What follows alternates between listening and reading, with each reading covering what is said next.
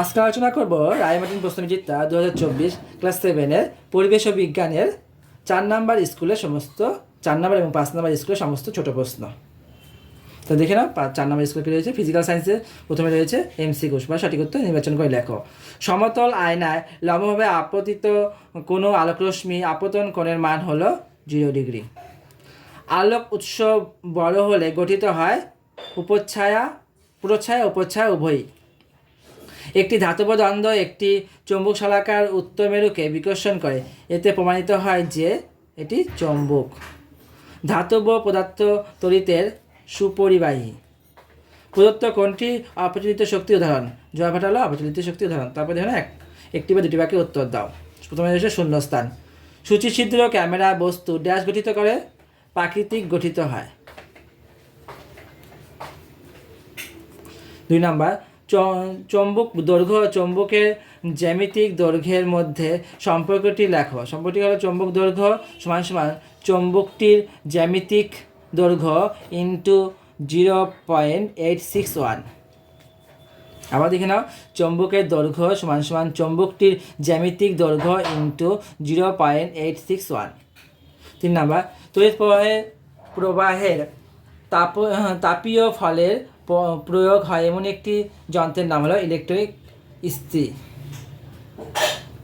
পরিবেশ বান্ধবের প্রয়োজনীয়তা কী? কারণ পরিবেশ বান্ধব যদি আমরা পরিবেশ বান্ধব শক্তি ব্যবহার করি তাহলে আমাদের পরিবেশ দূষণ থেকে আমরা রক্ষা পাবো।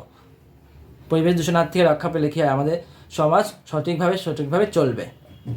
আমরা দেখে নিই লাইফ সায়েন্সেস।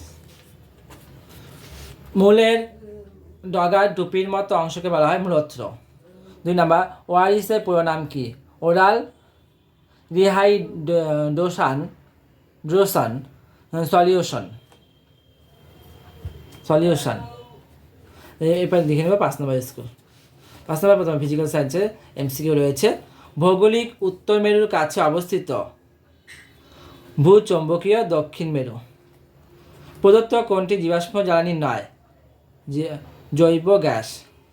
একটি ব্যক্তি সমতল দর্পণের সামনে দর্পণ থেকে 10 সেমি দূরে দাঁড়িয়ে আছে। ওই ব্যক্তি যদি দর্পণের দিকে আরও 3 সেমি এগিয়ে আসে তাহলে ওই ব্যক্তি ও তার প্রতিবিম্বের দূরত্ব কত হবে? 14 সেমি। তারপর 2 নাম্বারগুলো দেখে নাও। প্রথমে রয়েছে বাল্বের ফিলামেন্ট কোন ধাতু দিয়ে তৈরি? টাংস্টেন। এলইডি পুরো নাম হলো লাইট ইমিটিং ডিওড।